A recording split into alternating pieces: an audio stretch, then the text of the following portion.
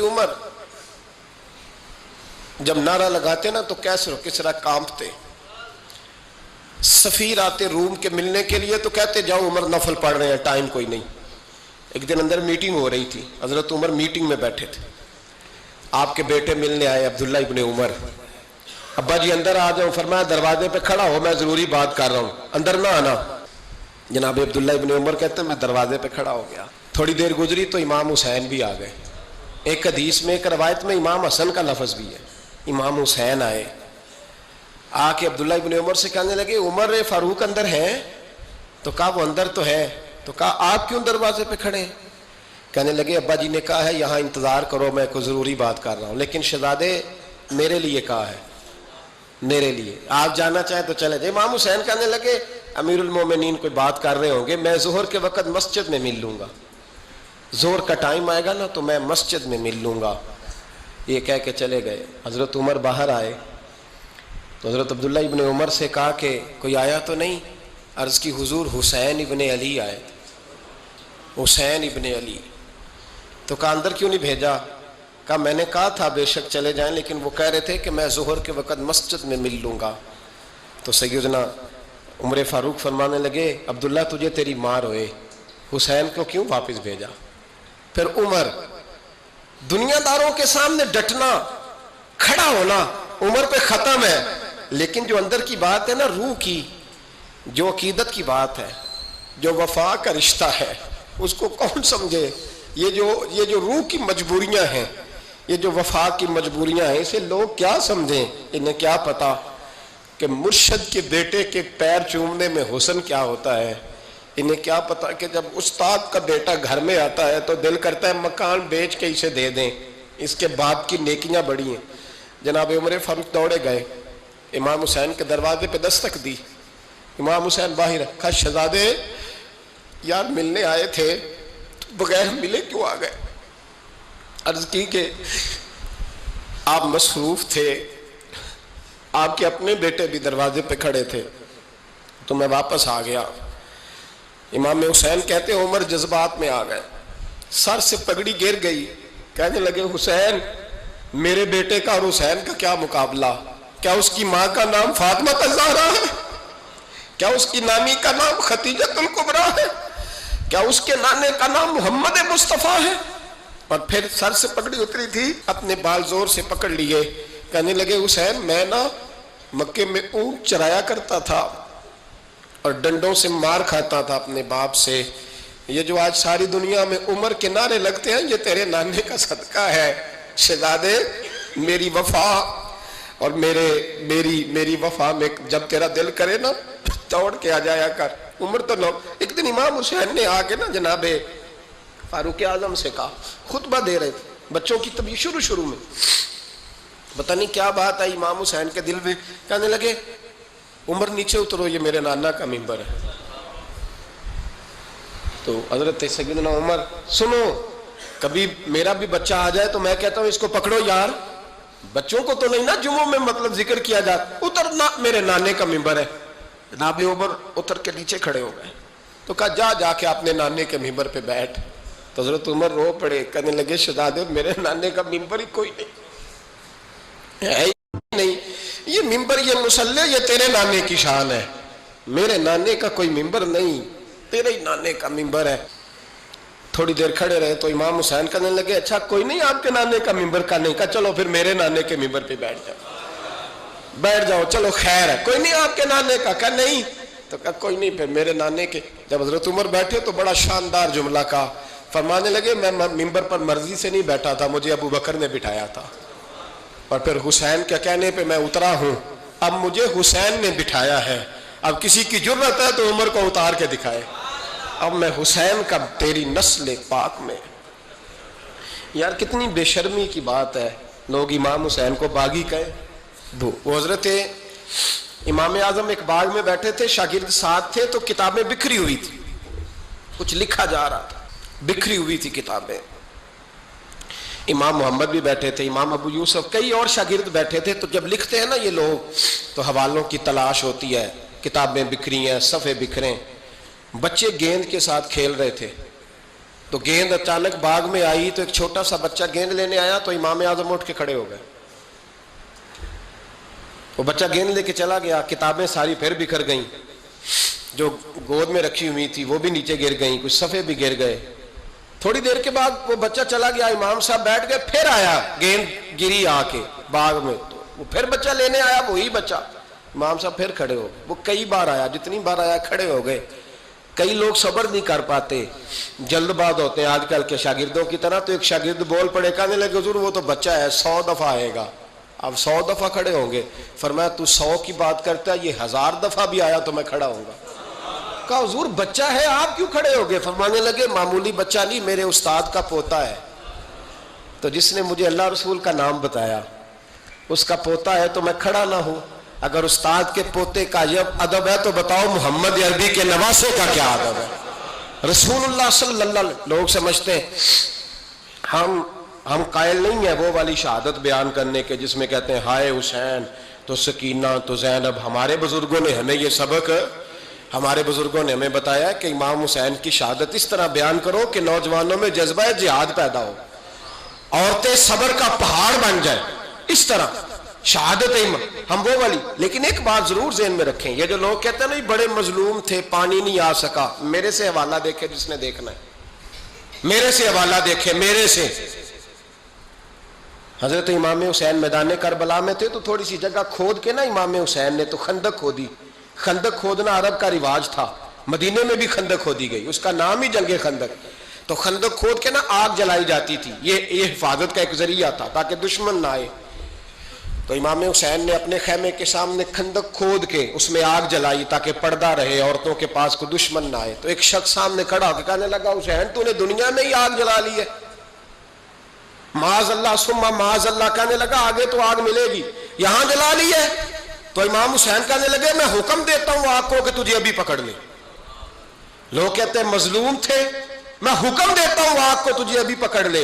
ये लफ्ज इमाम हुसैन ने कहे। मैं 3 किताबें तो मेरी लाइब्रेरी में अभी हैं जिनमें हवाला, 3 कुतब से, और आज कल परसों की किताब नहीं, सैकड़ों साल पुरानी। जब कहा ना मैं हुक्म देता हूं तो वो आदमी घोड़े से नीचे गिरा, घोड़े से नीचे गिरा और घोड़े की रिकाब के अंदर उसका पैर उलझा। घोड़ा डर के इतना दौड़ा कि जाके उस आदमी को आग में फेंक दिया। इमाम हुसैन के सामने जल के मर गया।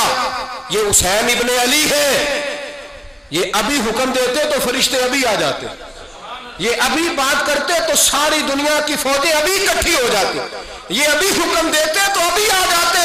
और सुनो, अगर जनाब इस्माइल के लिए दुम्बा आ सकता है तो वो तो हजरत इब्राहिम के बेटे थे, और ये तो मुस्तफा की औलाद है, इनके लिए क्या कुछ नहीं हो सकता।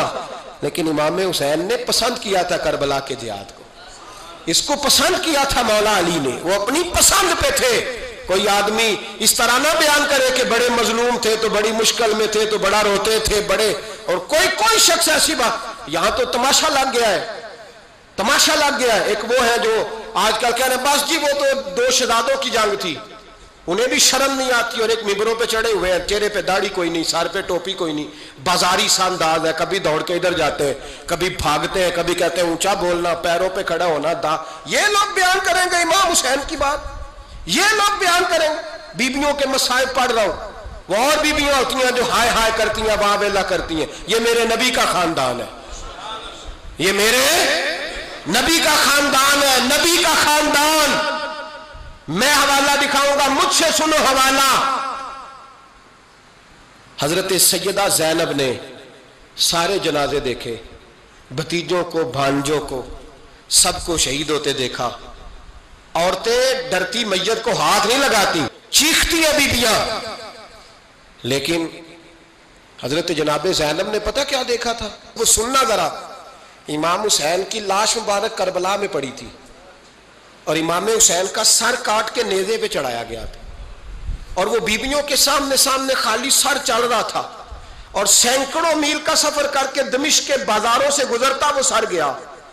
आज मैं सर की बात नहीं करता, सर की, आप मर्द हैं, जवान है सारे, यहां किसी का कटा हुआ हाथ फेंक दिया जाए ना, हाथ तो लोग चीखे मार के दौड़ जाएंगे, बल्कि हाथ तो दूर रहा, किसी की उंगली काट के यहां फेंकी जाए तो लोग चीखे मार के मर्द दौड़ जाएंगे। लेकिन कटा हुआ सर देखा, लाशें देखे, یزید کا دربار آیا،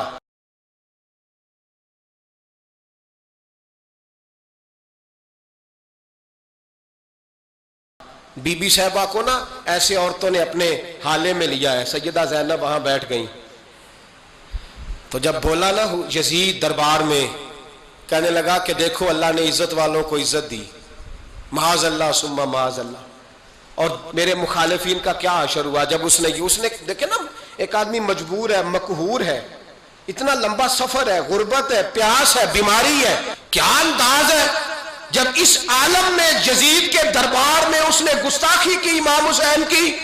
یہاں لوگ کہتے ہیں کسی کو کچھ نہ کہو، کہ کیوں نہ کچھ کہیں، جو سیدنا امام حسین کے بارے میں بات کرے گا زبانیں کھینچیں گے اس کی، جو صحابہ کے بارے میں بات کرے گا ہم کرنے دیتے ہیں؟ یہ کیا بات ہوئی؟ گستاخی کرنا، بے ادبی کرنا، یہ کون سا دین ہے؟ یہ تو تم بے دینی پھیلا رہے ہو۔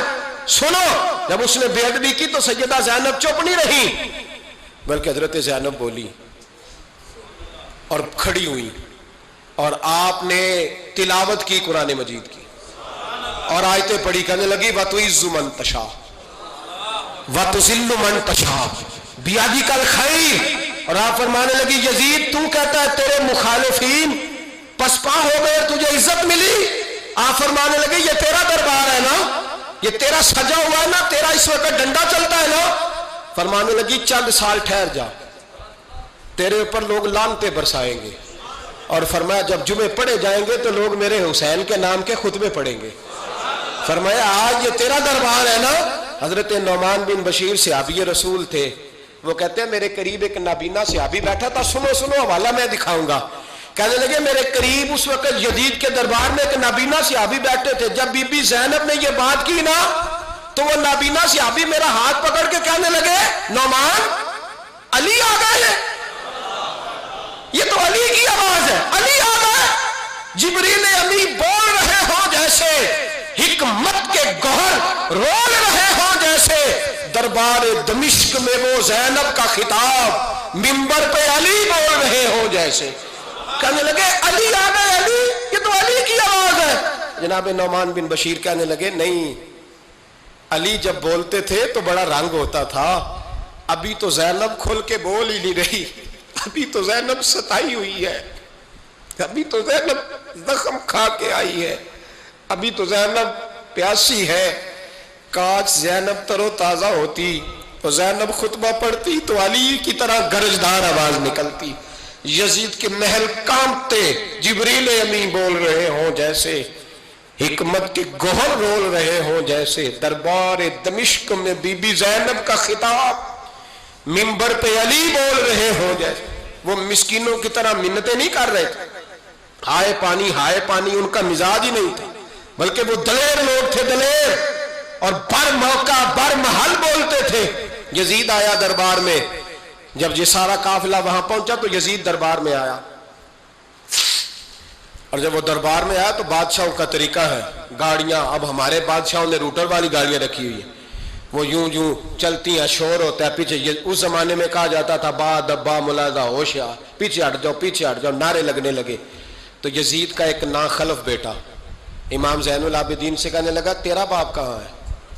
دیکھ یہ میرے باپ دادا کے نعرے، دیکھ میرے باپ کے نعرے، تیرے کدھر ہے؟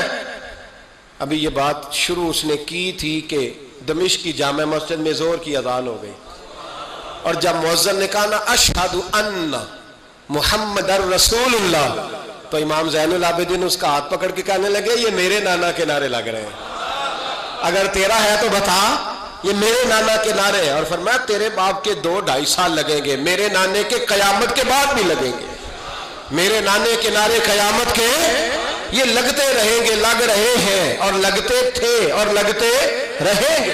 میرے بھائی یاد رکھو، دلیری، ہمت، پہلی بات ان سے پیار کرنا ہے، دوسرا ان کی ہمت، ان کا مقام دلیری کرنا ہے، ان کا کام ہمت کرنا ہے، ان کا کام ڈٹ جانا ہے، کمزوری دکھانا اہل بیت کا طریقہ ہوتی ہے۔ حضرت عباس کے بازوؤں میں درد ہوتی، جناب زینب پھر پریشان ہوتی ہیں کہ ہم تو اس بے حیائی کے خلاف لڑے اور امت ابھی یہ گند کر رہی ہے۔